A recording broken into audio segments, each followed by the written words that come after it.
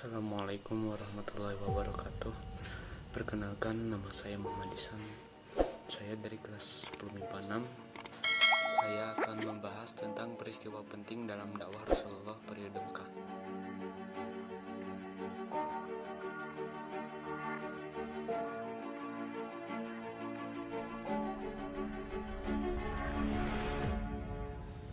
Yang pertama yaitu hijrah ke Habasyah. Pada 615 Masehi, berangkatlah rombongan pertama yang berjumlah 15 orang, 11 laki-laki dan 4 wanita. Mereka dipimpin oleh Utsman bin Affan. Kemudian disusul rombongan kedua yang hampir berjumlah 100 orang. Kali ini dipimpin oleh Ja'far bin Abi Thalib. Kedua rombongan tersebut melakukan hijrah yang pertama. Lalu kaum muslimin mempersiapkan lagi untuk hijrah kedua yang berjumlah 83 orang laki-laki, 11 orang wanita Quraisy, dan 7 wanita asing. Pada kedua hijrah ini, Rasulullah tidak ikut. Yang kedua adalah Amul Husni.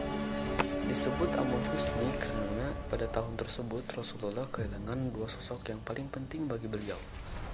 Dialah Abu Thalib yang meninggal di awal tahun 10 kenabian. Seorang paman dan pelindung bagi Rasulullah SAW.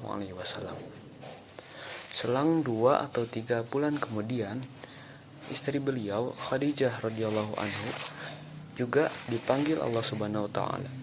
Ketiga adalah Isra Mi'raj. Isra Mi'raj ini bertepatan pada 27 Rajab setelah Rasulullah pulang dari perjalanannya ke Taif. Isra Mi'raj merupakan pertolongan sekaligus hiburan atas kesedihan Rasulullah SAW karena peristiwa Amul Husni sebelumnya.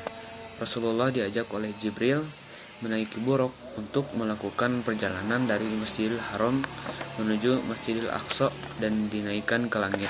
Langit pertama bertemu dengan Nabi Adam, langit kedua bertemu dengan Nabi Yahya dan Nabi Zakaria alaihissalam, langit ketiga bertemu dengan Nabi Yusuf alaihissalam, langit keempat bertemu dengan Nabi Idris alaihissalam, langit kelima bertemu dengan Nabi Harun alaihissalam, langit keenam bertemu dengan Nabi Musa alaihissalam, langit ketujuh bertemu dengan Nabi Ibrahim alaihissalam.